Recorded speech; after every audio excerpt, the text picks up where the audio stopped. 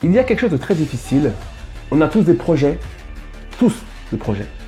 plus ou moins grands, plus ou moins gros, on s'en fout, mais très peu, parmi toutes ces personnes-là, arrivent à s'y tenir et aller jusqu'au bout du projet. Pourquoi?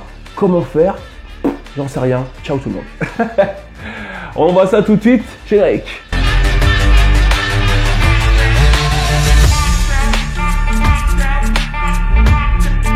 Bonjour à toi, je suis Emmanuel Adonis, le cofondateur de Nous Sommes Belles, et je suis bien content de te retrouver aujourd'hui parce qu'on va parler ensemble de la manière, de l'attitude, du comportement à avoir pour pouvoir aller jusqu'au bout de tes projets. Pour que tu fasses partie de ces femmes qui ne s'arrêtent pas en des projets, mais qui vont jusqu'au bout de ce projet-là.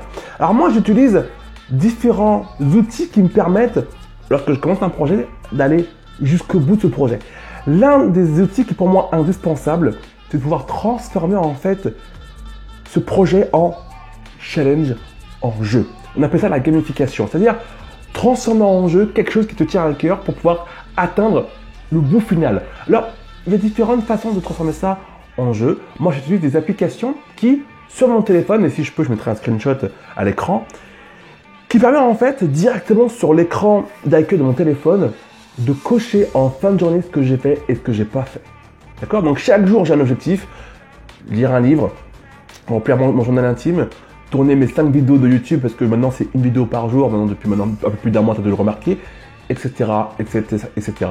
Contacter tel expert pour interview, voilà, tout un tas de choses qui me tiennent à cœur et que je sais que chaque jour j'ai des choses bien particulières à faire et elles doivent être faites. Et effectivement, il y a des jours où tu dis oh la flemme, j'ai pas envie aujourd'hui, on verra demain. Et on est tous pareils. Lorsqu'on a un challenge, on a envie de réussir et d'atteindre ce challenge. Et moi, du coup, ce n'est pas une application sur laquelle il faut cliquer pour ouvrir, ça apparaît sur mon téléphone. Et on est tous constamment sur notre téléphone. Du coup, quand je suis sur mon téléphone à la recherche d'une application et je tombe, boum, sur ce petit tableau, en fin de compte, où je vois ce que j'ai coché et ce que j'ai pas coché, je regarde l'heure qu'il est, il est bientôt minuit, je me dis, non, là, les mails, il te reste quelques heures, il est peut-être 22h, 21h, peu importe, les mails, il te reste quelques heures pour cocher ces 3 activités, journal intime, sport et autre chose. Il faut que je le fasse.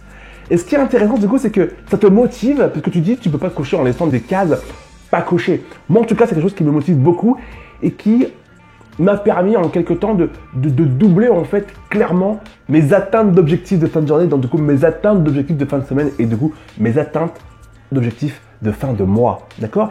Et ce qui est aussi extrêmement important, c'est d'avoir de préférence une application qui propose un graphique.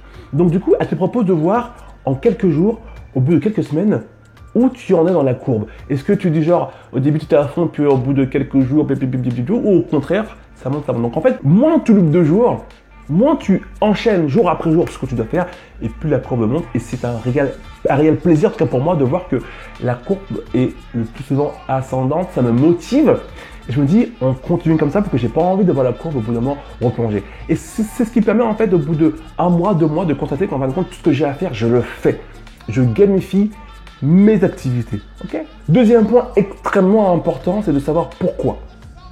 Souvent, on a des objectifs, mais on ne sait pas pourquoi on silence. C'est extrêmement difficile de penser dans quelque chose qui nous tient à cœur si on ne sait pas réellement pourquoi on le fait. Parce qu'on se lance au début parce qu'on est à fond dedans, parce qu'on est excité, parce que c'est nouveau, parce qu'on est à fond, on se dit que ça va être facile. Et puis on se rend bien compte au bout de quelques jours que c'est pas assez facile que ça. Il y a des jours où on est fatigué, il y a des jours où on n'est pas motivé, il y a des jours où on a envie de faire autre chose, il y a des jours où on a des amis qui nous appellent pour sortir.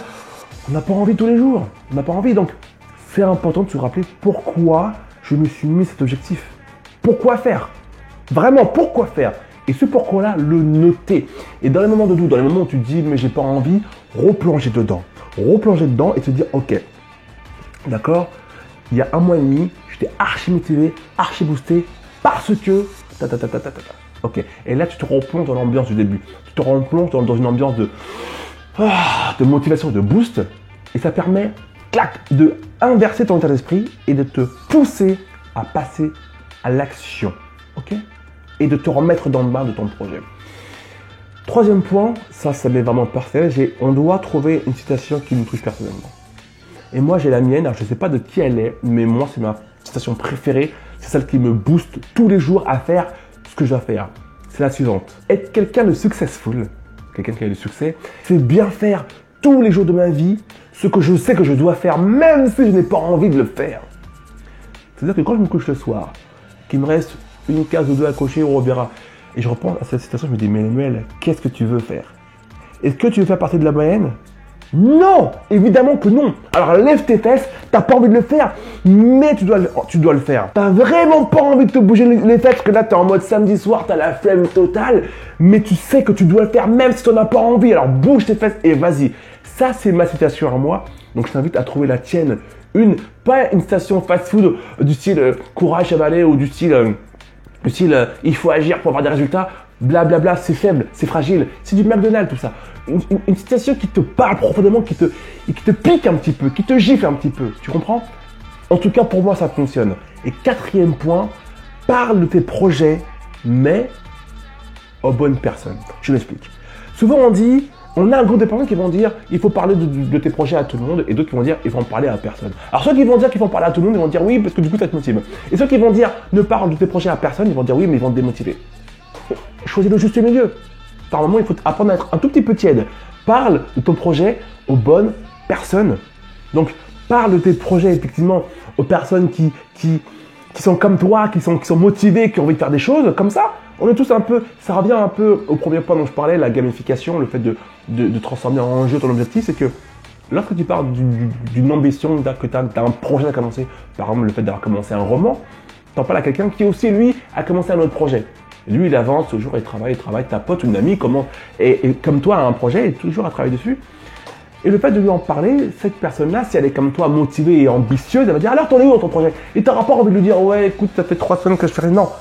Au contraire, t'auras envie d'en parler. T'auras envie de le partager avec avec cette amie-là. T'auras envie de dire, bah, écoute, j'avance bien. Je dis n'importe quoi, j'ai commencé un roman, voilà, je suis au 8e chapitre, j'écris un chapitre par jour, je suis motivé, tu comprends?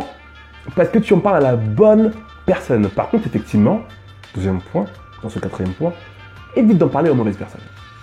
Évite d'en parler aux personnes qui ne sont pas motivées, qui sont négatives, qui ont tendance à tout le temps te rabaisser ou à ne pas croire en eux-mêmes. Parce que si tu parles à une personne d'un projet qui te tient à cœur, qui te booste et qui te fait du bien, tu veux atteindre ce projet-là, tu veux le terminer ce projet-là, et t'en parles à une personne qui elle-même n'a pas de projet, a peur d'avoir des projets, a peur d'échouer, donc ne préfère ne rien faire, tu prends le risque qu'elle te dise ouais mais c'est bon ton projet là, quoi ça sert? C'est-à-dire, ça sert à rien, quoi. Et tu verras bien, là, tu es motivé, mais dans quelques jours, tu ne seras plus. Dans quelques semaines, tu peux parler que tu ne seras plus.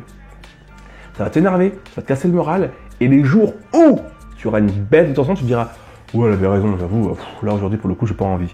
Et là, tu commences à rentrer dans un cercle vicieux, et c'est dommage. Alors, extrêmement important, respecte ces 4 points-là, et ça va augmenter tes chances d'arriver jusqu'à la fin de ton projet, ça va augmenter les chances de finir un projet qui te tient à cœur. C'est tellement important de finir quelque chose que tu as commencé. Extrêmement important. Et pour terminer, je viens de penser à un point qui vient de m'entrer en plein dans la tête, et j'avais pas pensé en préparant la vidéo, mais effectivement, n'essaye pas de te projeter à la fin de ton projet. Si tu veux écrire un roman de 2000 pages, ne te dis pas dès le premier jour, dès que tu commences à écrire le premier mot, oh là là, plus que 2000 pages. Non, décompose ton travail. Décompose-le. Et souvent, je pense que c'est aussi un handicap qui freine beaucoup de femmes dans leur projet, c'est de voir en fait le résultat final, se dire mais c'est trop loin, c'est trop gros, c'est pas possible, j'y arriverai jamais, c'est quoi ça, c'est pas possible. Décomposez votre travail. Et du coup, vous allez vous rendre compte que pour passer au 100e étage de la building, personne ne te demande de faire un saut à la Superman, ou de faire un saut à la Hulk. Non, pour atteindre le 100e étage, eh ben, tu lèves ton pied un tout petit peu, tac, et tu marches sur la première marche. Et après, tu recommences sur la deuxième marche. Et au bout d'un moment, tu vas arriver au 100e étage. Comprends? Étape par étape. Et c'est pareil dans les projets. Décomposer son projet, ça permet de se rendre compte que pour arriver là-haut, c'est pas un truc de fou. Il faut juste faire ça plein de fois. Et ça rend le projet plus réaliste, plus palpable, plus abordable. Tu comprends? Et ça diminue les chances de démotivation. Très bon point, ce dernier point, j'aime beaucoup. J'espère, ma biche, que cette vidéo t'a plu. Si c'est le cas, je t'invite à la partager autour de toi. Cette page YouTube a dépassé les 600 followers. Merci beaucoup, ça fait vraiment extrêmement plaisir. C'est le fait que vous partagez nos vidéos autour de vous qui fait aussi vite grossir cette chaîne YouTube. Merci du fond du cœur. Je peux t'apprendre à développer ton potentiel intérieur. Je peux t'apprendre à découvrir la flamme qui sommeille en toi. Et pour ceci, il te suffit de découvrir cette formation gratuite en cliquant juste ici. Prends soin de toi. Et n'oublie jamais que ta beauté, c'est de réussir tout ce qui te semble impossible. Ciao.